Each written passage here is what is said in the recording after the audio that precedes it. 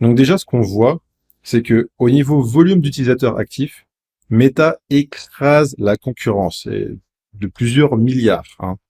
En plus, en termes d'ancienneté, Facebook, il collecte de la data, il collecte de la donnée depuis 2004. Ça fait donc 19 ans de données sur ses utilisateurs à l'heure où je tourne cette vidéo. Mais c'est pas tout. Facebook ne traque pas ton activité seulement sur leur plateforme et leurs produits comme Facebook, Instagram, etc. La majorité des sites web sur Internet ont le tracker Facebook d'intégrer dans leur code. C'est ce qu'on appelle le pixel. Le pixel, c'est une petite ligne de code que tout le monde quasiment rajoute sur son site web et qui vient traquer tous les faits et gestes des utilisateurs qui viennent et qui utilisent les dits sites web. Quel type de site ils ont visité, quel type d'article ils ont lu, sur quel titre ils ont cliqué, quel produit les intéresse, quel produit ils ont ajouté au panier, quand est-ce qu'ils ont initié un paiement, quand est-ce qu'ils ont acheté un produit, comment est-ce qu'ils ont payé ce produit, avec quelle plateforme tu navigues, est-ce que tu es sur Mac, est-ce que tu es sur PC, est-ce que tu es sur Android, est-ce que tu es sur iPhone, où est-ce que tu habites, quel âge tu as, bref, tout. Ils ont tout. Ils collectent tout. Si Facebook a plus le droit de donner accès à toutes tes informations qu'il a collectées aux annonceurs, en revanche, ils ont le droit de stocker ces informations et de les mettre à disposition de leur algorithme pour venir cibler tes clients de manière chirurgicale. Ce qui m'amène à mon point numéro 2, le deuxième gros avantage compétitif de Facebook, c'est leur algorithme. C'est le plus développé du marché, qui est en plus alimenté par l'intelligence artificielle grâce au machine learning. Facebook Ads utilise l'intelligence artificielle pour offrir des publicités personnalisées à leurs utilisateurs. L'intelligence artificielle de Facebook Ads permet de cibler les publicités en fonction des intérêts des utilisateurs, de leur historique de recherche et de leurs préférences personnelles. Elle peut également ajuster les offres et les prix des publicités en fonction des tendances du marché et des comportements des consommateurs. Et aujourd'hui, tu donnes à Facebook différentes créations visuelles, différentes créatives, comme on dit, que ce soit des images, des vidéos et plusieurs textes de vente. Tu lui donnes en vrac et Facebook est capable de les tester, de trouver les clients adaptés et les combinaisons gagnantes pour chaque type de client que tu peux avoir sur Facebook. Donc, tu lui donnes par exemple 4 créatives, 4 vidéos avec 4 angles marketing différents, ainsi que 10 textes publicitaires qui vont avec. Facebook sera capable d'identifier quelle créative avec quel type de texte fonctionne pour quel type d'audience. Donc c'est extrêmement puissant. Et ça, sans que tu aies rien à faire niveau ciblage, c'est tout en automatique. Donc l'algorithme de Meta, c'est le plus avancé du marché de très loin. Son système de machine learning a accès à l'une des plus grosses bases de données au monde. Et ça fait presque 10 ans que leur système de machine learning perfectionne les résultats offerts par l'algorithme de Meta grâce au pixel. L'algorithme apprend automatiquement de tes publicités et tes dépenses pour sans cesse améliorer tes résultats. C'est ce qui leur permet, et c'est mon troisième point, d'offrir les résultats les moins chers du marché. Les CPC en moyenne par plateforme en 2023, sur Facebook, c'est 44 $ du clic, sur YouTube, 97 $ du clic, sur Google, on est entre 2 et 4 $ sur de la search.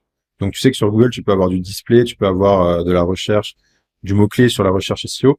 Donc, sur la recherche SEO, on est en général entre 2 et 4 $. C'est extrêmement variable en fonction des niches. Il y en a qui sont à 1,50 $, il y en a qui sont à 20 $. Bref, c'est le système des enchères.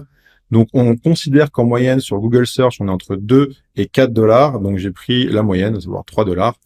TikTok, on est à 1 $ du clic. Pinterest, 1,50 $ du clic. LinkedIn, 5,26 $ du clic quand on fait de la publicité sur LinkedIn. Donc, on voit que Facebook a clairement l'avantage compétitif d'être le moins cher, en plus d'avoir la base de données d'utilisateurs la plus grande et les meilleures performances de par son algorithme. Et tu te demandes peut-être qui est-ce qui utilise encore Facebook. C'est vrai que c'est une question qui revient souvent. Beaucoup de personnes disent que c'est les vieux qui sont sur Facebook. Ceux qui sont sur Facebook, ce sont tes clients potentiels. Que tu sois vendeur de formation, coach, e-commerçant, bref, si tu es un web entrepreneur, tes clients, de manière générale, ce sont des hommes ou des femmes âgés de 25 à 64 ans. OK? Donc, voyons voir qui sont les utilisateurs des produits Meta aujourd'hui. Donc ça, c'est une étude qui vient juste de sortir, janvier 2023.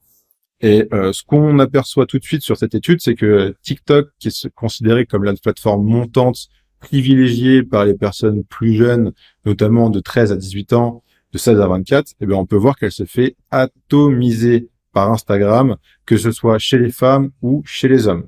Ok, avec plus de 20% de cette tranche de population qui disent préférer Instagram à tout autre type de plateforme, tout autre type de réseau social.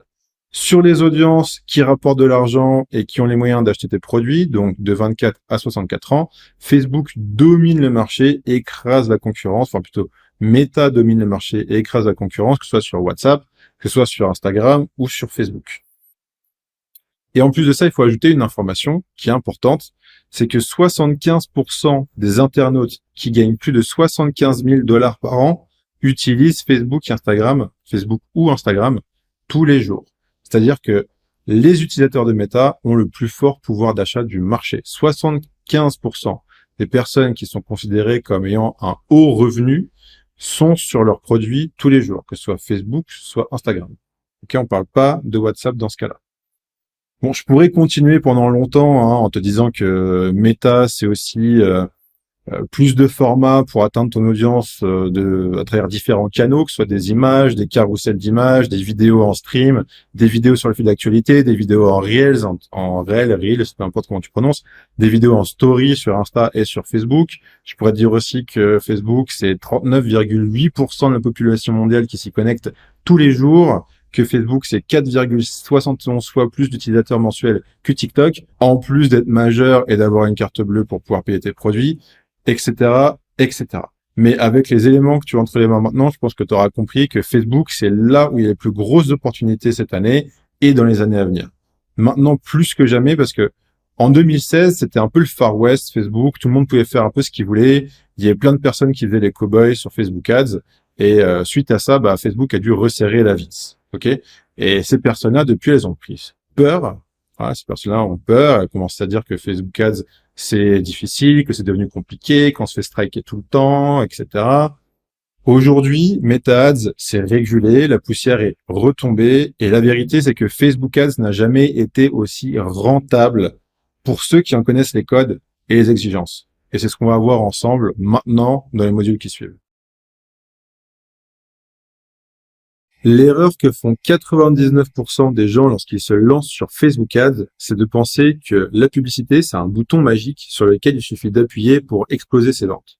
La publicité, c'est avant tout un catalyseur de résultats, c'est-à-dire que ça va amplifier les résultats que tu as déjà aujourd'hui.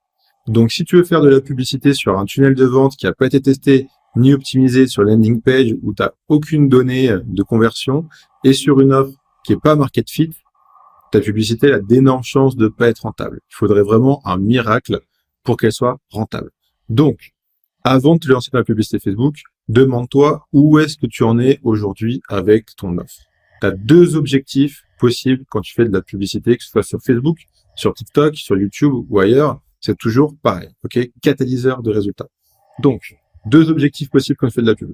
Premièrement, tu as une offre nouvelle que tu n'as jamais testée, tu as envoyé très peu de trafic dessus, donc tu n'as pas vraiment de données, tu sais pas si ça convertit, tu sais pas si ça clique, tu sais pas si ça intéresse, tu sais pas si ça vend.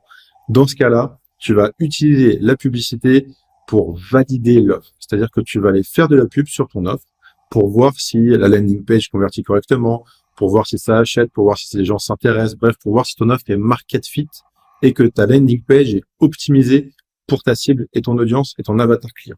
Ok? C'est le premier objectif. Quand tu vas travailler sur Facebook en ayant pour objectif donc de valider ton offre, tu vas pas travailler sur Facebook dans l'esprit de je vais appuyer sur un bouton et je vais faire des millions. Ok? Tu travailles pour optimiser ton offre, pour mieux connaître ta cible, pour t'adapter, pour venir petit à petit améliorer ton tunnel de vente pour ensuite arriver sur le deuxième objectif qu'on peut avoir avec les publicités Facebook ou autres, c'est scaler ton activité. Donc la montée en charge, la montée, la rendre plus rentable, voilà. Bref, la scaler. Donc pour ça se passe en deux étapes. Premièrement, la phase de testing où tu vas voir quelle publicité fonctionne, sur quelle audience, avec quel type d'angle marketing, etc. Et ensuite, la phase de scaling où tu vas venir augmenter le budget petit à petit, multiplier les audiences pour augmenter la charge budgétaire et donc augmenter tes revenus. Et c'est là que tu fais des millions. Ok? Donc ça, c'était le premier point à clarifier. Deuxième point que je vais clarifier dans ce module, c'est un petit avertissement entre guillemets. Je vais pas pouvoir aborder toutes les subtilités de Facebook Ads au cours des prochains modules. Tout simplement parce que ça prendrait trop de temps. Donc, mon but dans les modules qui arrivent dans cette formation. C'est de te donner une boîte à outils efficace et facilement déployable pour que tu puisses faire de l'acquisition de leads. OK? Donc, si tu veux parler d'e-commerce, en savoir plus sur l'ad copy, c'est-à-dire l'art d'écrire des textes publicitaires qui vendent, en savoir plus sur les créatifs, c'est-à-dire les images, les créations visuelles qu'on utilise pour faire de la pub, donc des vidéos, des images, etc., des carousels, ou encore tu veux découvrir mes stratégies avancées que j'ai utilisées et que j'utilise aujourd'hui pour multiplier mes investissements par 10 ou par 20 sur Facebook, dans ce cas-là, je t'invite à cliquer sur le lien qui est ci-dessous. Ça va t'envoyer vers la page où je te présente tout ça et passe à la suite de la formation.